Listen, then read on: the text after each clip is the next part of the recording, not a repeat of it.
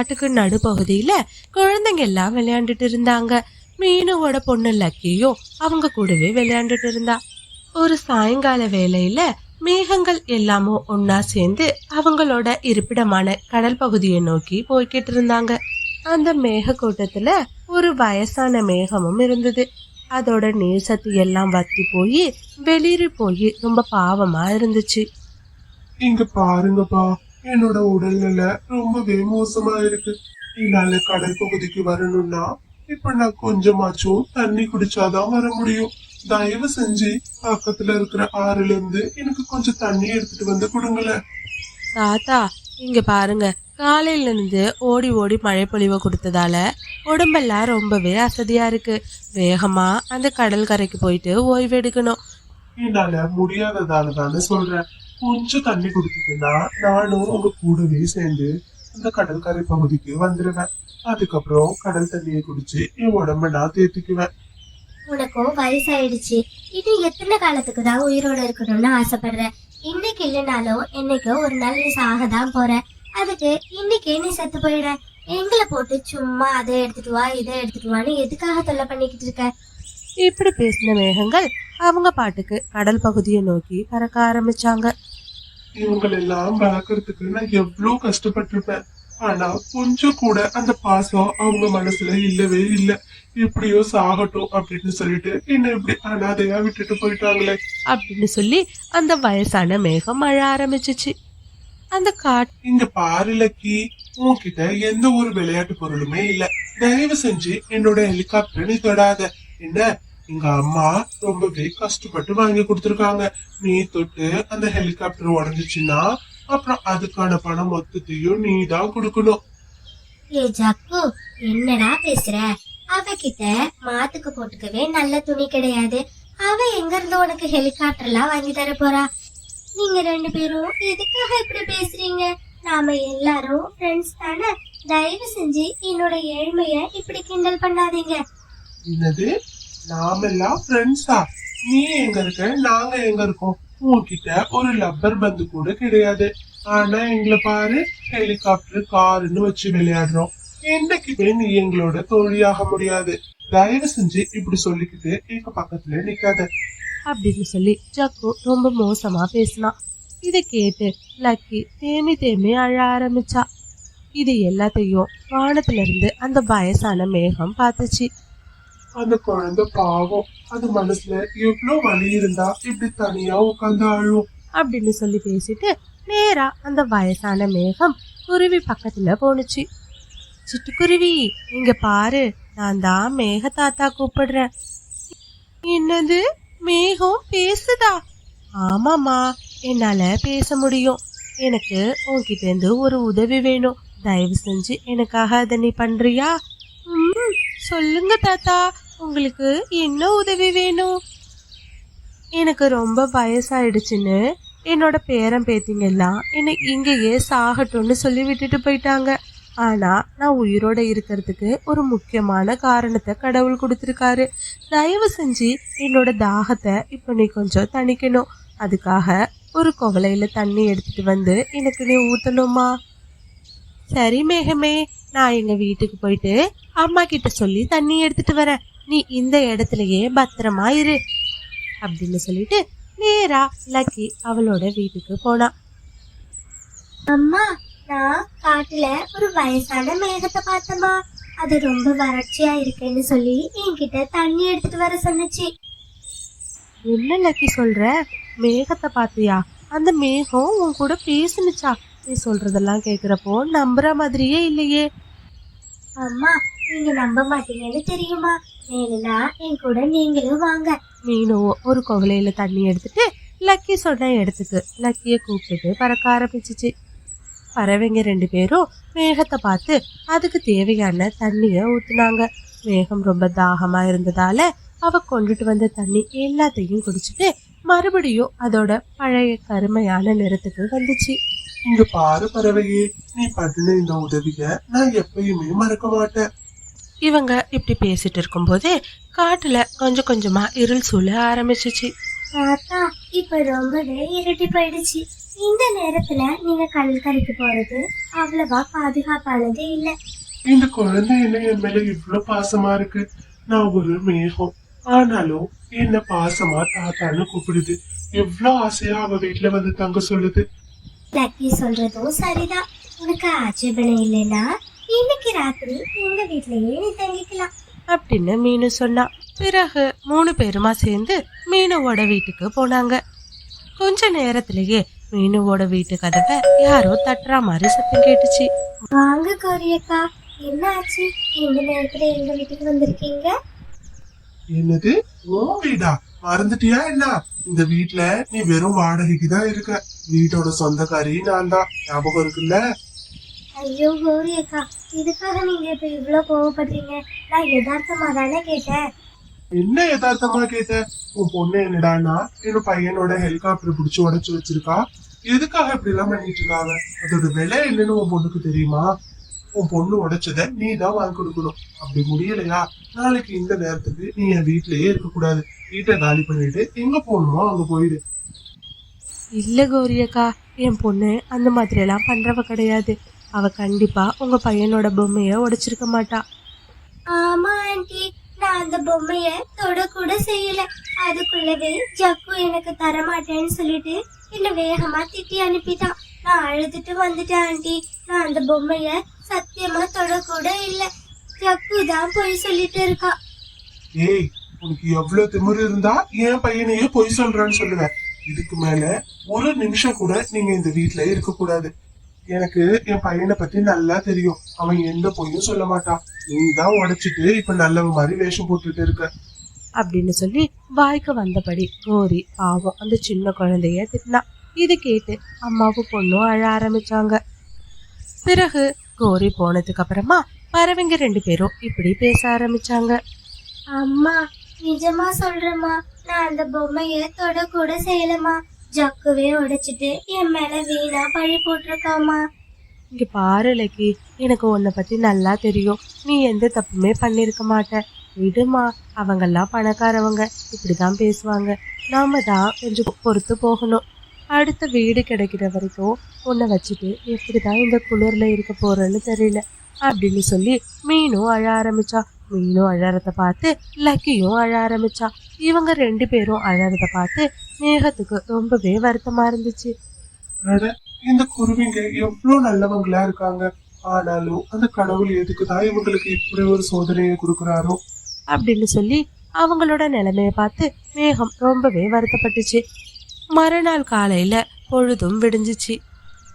இந்த மாதிரி ஸ்டோரிஸை தொடர்ந்து பார்க்கணுன்னு நினச்சிங்கன்னா மறக்காமல் சிட்டு பேர்ட் ஸ்டோரிஸ் சேனலை சப்ஸ்கிரைப் பண்ணுங்கள். கூடவே பக்கத்தில் இருக்கிற ஆல் சிம்பிளையும் ப்ரெஸ் பண்ணுங்க. ஸ்டோரி பிடிச்சிருந்தா லைக் பண்ணிவிட்டு உங்கள் ஃப்ரெண்ட்ஸ் கூடவும் ஷேர் பண்ணுங்கள். மீனும், இன்னைக்கு ஒரு நாள் மட்டும் நான் உன் பொண்ணை என் கூட வெளியில கூட்டிட்டு போறேன். அவளுக்கு பிடிச்சது எல்லாம் செய்யணும்னு ரொம்ப ஆசையா இருக்கு எனக்கு. நீங்க இருக்கிற அந்த மேக கூட்டங்களுக்கு நடுவுல கூட்டிட்டு போக போறீங்களா? நீ சொல்ற மாதிரி அவளை மேக கூட்டங்களுக்கு நடுவுல தான் கூட்டிட்டு போக போறேன். நேத்து அந்த காகம் வந்து பேசுனதுல அவ ரொம்பவே மனசு வருத்தமா இருப்பா. அவ இப்படி வருத்தப்பட்டு இருக்கிறத என்னால பார்க்க முடியல. அதனாலதான் இன்னைக்கு ஒரு நாள் அவளை சந்தோஷமா வச்சுக்கலான்னு நினைக்கிறேன். நீ சம்மதம் சொன்னீன்னா இப்பவே நான் உன் பொண்ணை கூட்டிட்டு கிளம்புவேன் அப்படின்னு மேகம் சொல்லுச்சு. இந்த மேகம் யோசிக்கிறது சரிதான். நம்ம பொண்ணு ரொம்பவே வருத்தமா இருக்கா. இன்னைக்கு ஒரு நாள் அவ சந்தோஷமா இருக்கட்டும். எப்படியோ நாளைக்கு அவ குளிர்லயும் பனிலையும் கஷ்டப்பட போறா. சரி மேகமே, நீங்க கூட்டிட்டு போங்க அப்படின்னு மீனு சொன்னா. பிறகு மேகத்தோட சேர்ந்து லக்கியும் ஊரு முழுக்க சுத்த ஆரம்பிச்சா. பிறகு லக்கிய கூட்டிட்டு அந்த மேகம் காட்டுக்குள்ள போக ஆரம்பிச்சிச்சு. மேகத்துக்கு நடுவுல லக்கி உட்காந்துட்டு போறத பார்த்த ஜக்குவும் மிட்டுமும் ரொம்பவே ஆச்சரியப்பட்டாங்க. பிறகு மேக கூட்டங்களுக்கு நடுவுல லக்கிய கூட்டிட்டு போனுச்சு. அங்க இருக்கிற இடம் எல்லாத்தையும் சுத்தி பார்த்ததும் திரும்பவும் மேகத்துக்கு தாகம் எடுத்தது. உடனே லக்கி அத ஒரு அருவிக்கு பக்கத்துல கூட்டிட்டு போனா. அந்த அருவியில இருக்கிற நிறைய தண்ணிய குடிச்ச மேகம் இப்போ ரொம்பவே சுறுசுறுப்பா மாறிடுச்சு. பிறகு லக்கிய கூப்பிட்டுட்டு ஒரு பாழடைஞ்ச குகைக்குள்ள மேகம் போனுச்சு. அந்த குகை மொத்தமும் தங்க வைர நகைகளால நிரம்பி வழிஞ்சிச்சு. என்ன மேகமே, இந்த இடம் மொத்தமும் இவ்ளோ தங்க வைரமா இருக்கு? இங்க பாரு லக்கி, இந்த புதையல் மொத்தமும் இனிமே உனக்கு தான் சொந்தம். என்ன மேகமே சொல்ற? இவ்ளோ புதையலை வச்சு நான் என்ன பண்ண போறேன்? பாருமா, இந்த புதையல் நீ நினைக்கிற மாதிரி சாதாரணமா உனக்கு கிடைக்கல. இத பல காலமா நான் பாதுகாத்துட்டு வரேன். எனக்கு கடவுள் கொடுத்த அற்புதமான புதையல் இது. என்னைக்கு பிரதிபலன் எதிர்பார்க்காம உதவி பண்ற ஒருத்தரை நீ பாக்குறியோ அவங்க கிட்ட இந்த புதையலை ஒப்படைக்கணும் அப்படின்னு கடவுள் சொன்னாரு. ஆனா கடவுள் சொன்ன மாதிரி இந்த பூமியில பிரதிபலன் எதிர்பார்க்காம உதவி செய்ய யாருமே முன் வரல. எனக்கு ஏதோ ஒரு சின்ன சூழ்நிலையில எனக்கு நீ அப்படி ஒரு பெரிய உதவிய பண்ணல. அந்த உதவியாலதான் இத உனக்கே கொடுக்கணும்னு எனக்கு தோணுச்சு. நீயும் உன்னோட அம்மாவும் எந்த ஒரு பலனையுமே எதிர்பார்க்காம நல்ல மனசோட எனக்கு உதவி பண்ணீங்க. இவ்வளவு நல்ல மனசோட இருக்கிற உங்களுக்கு இந்த புதையலை கொடுக்குறப்போ அதுக்கான திருப்தியும் எனக்கு கிடைக்கும். இந்த புதையல் இனிமே உங்களுக்கு தான் சொந்தம் அப்படின்னு மேகம் சொல்லுச்சு. இத கேட்ட லக்கி ரொம்பவே சந்தோஷப்பட்டா. பிறகு லக்கிய கூப்பிட்டுட்டு புதையலையும் எடுத்துட்டு அவளோட வீட்டுல கொண்டு விட்டுச்சு. லக்கிய வீட்டுல விட்டுட்டு அடுத்த நொடியே மேகமும் அங்கிருந்து மறைஞ்சிடுச்சு. நடந்த எல்லா விஷயத்தையும் மீனு கிட்ட லக்கி சொன்னா. ஒரு பெரிய வீடு கட்டி ரொம்ப சந்தோஷமா வாழ ஆரம்பிச்சாங்க. அவங்க கிட்ட இருக்கிற புதையல்ல இருக்கிற மிச்ச பணத்தை வச்சு அந்த ஊர்ல இருக்கிற அனாதை குழந்தைங்களுக்கும் பெரியவங்களுக்கும் எப்பயும் போல உதவி செஞ்சு வாழ்ந்துட்டு வந்தாங்க. நம்ம பிரதிபலன் எதிர்பார்க்காம செய்யற உதவி நம்மளுக்கு ரொம்பவே நன்மையில தான் முடியும். இந்த ஸ்டோரி உங்களுக்கு பிடிச்சிருந்துச்சுன்னா லைக் பண்ணிட்டு இந்த மாதிரி நிறைய ஸ்டோரிஸை பார்க்கறதுக்கு மறக்காம சிட்டு பேர்ட் ஸ்டோரிஸ் சேனலை சப்ஸ்கிரைப் பண்ணுங்க. தேங்க்ஸ் ஃபார் வாட்சிங். கோரி முட்டை வாங்கறதுக்காக காட்டுக்குள்ள பறக்க ஆரம்பிச்சா. கொஞ்ச தூரம் போனதுக்கு அப்புறமா ஒரு பறவையோட கூட்டுல வைக்கோலுக்கு நடுவுல இருக்கிற முட்டைய கோரி பார்த்தா. அந்த முட்டை பக்கத்துல போன கோரி சுத்தி முத்தி யாரும் பாக்குறாங்களா அப்படின்னு பார்த்துட்டு உடனே அந்த முட்டைய எடுத்துட்டு வேகமா பறக்க ஆரம்பிச்சா. போற வழியில ஆம்லெட்டுக்கு தேவைப்படுற மிளகாய் செடியை பார்த்த கோரி உடனே அதை பறிக்கிறதுக்காக அது பக்கத்துல போனா. அது என்னோட மிளகா செடி, இதுக்காக நீ அது பக்கத்துல போற?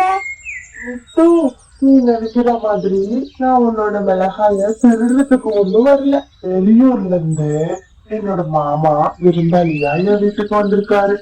அவருக்கு சாப்பிட கொடுக்கறதுக்காகத்தான் நான் முட்டை வாங்கறதுக்காக கோழி பண்ணைக்கு போயிருந்தேன். போற வழியில உன்னோட மிளகா செடிய பார்த்தேன். அதான் உங்ககிட்ட இருந்து ஆம்லெட் செய்ய தேவையான மிளகாய வாங்கிட்டு போலான்னு வந்தேன். இங்க வந்து பார்த்ததும் ஒண்ணு காணும். அதான் நானே பறிச்சுக்கலாம்னு நினைச்சேன். சரி கௌரி, மாமா வந்திருக்காருன்னு சொல்றேன். சரி, உனக்கு தேவையான மிளகாவை என்னோட செடியில இருந்து பறிச்சுட்டு போ. கோரி அவளுக்கு தேவையான மிளகாவை பறிச்சுட்டு அங்கிருந்து வேகமா பறக்க ஆரம்பிச்சா. வா கோரி, என்ன இவ்வளவு நேரம் ஆயிடுச்சு? ஆமா காலேஜி, அந்த முட்டை கிட்ட தேவையில்லாம மாட்டிக்க பார்த்தேன். எனக்கு ரொம்ப பசியா இருக்கு. உடனே அந்த முட்டையை உடைச்சு ஊத்தி எனக்காக ஆம்லெட் போட்டு கொடு. இதோ 2 நிமிஷம், சுட சுட உங்களுக்கு ஒரு ஆம்லெட்டோட நான் வரேன் அப்படின்னு சொல்லிட்டு கோரி அங்கிருந்து கிச்சனுக்குள்ள போனா. கோரி கோரி, வேகமா வா, இங்க வந்து பாரு. என்ன காலேஜி, எதுக்காக இப்படி கத்திட்டு இருக்கீங்க? கோரி, இந்த முட்டை அசையுது பாரு. அட ஆமா காலேஜி, முட்டை என்ன இவ்வளவு வேகமா செய்யுது? இந்த மாதிரி காகங்கள் பேசிட்டு இருக்கும் போதே அந்த முட்டை வெடிச்சு அதுல இருந்து ஒரு அழகான சிட்டுக்குருவி வெளிவந்துச்சு. முட்டையில இருந்து வெளியில வந்த சிட்டுக்குருவி கோரியையும் காலுவையும் தன்னோட அப்பா அம்மான்னு நினைச்சு அவங்க கிட்ட சந்தோஷமா பேச ஆரம்பிச்சிச்சு. அம்மா, உங்களுக்கு என்ன பார்த்ததுல ரொம்ப சந்தோஷம்னு எனக்கு தெரியும். அப்பா, உங்களுக்கும் என்ன பிடிச்சிருக்குதானே அப்படின்னு சொல்லி கேட்டுச்சு. இதை கேட்டு காகங்கள் 2 பேரும் என்ன சொல்றதுக்கே தெரியாம அவங்க முழிக்க ஆரம்பிச்சாங்க. உணவு தேடி போன மீனுக்குருவி தன்னோட கூட்டுக்கு திரும்பி வந்ததும் அதுல முட்டை இல்லாததை பார்த்து ரொம்பவே அதிர்ச்சியானா. என்னோட முட்டைய யாரு எடுத்துட்டு போனாங்கன்னே தெரியலையே. இந்நேரத்துக்கு என் குழந்தையும் வெளியில வந்திருப்பா. இப்போ அவளை நான் எங்கன்னு போய் தேடுவேன்.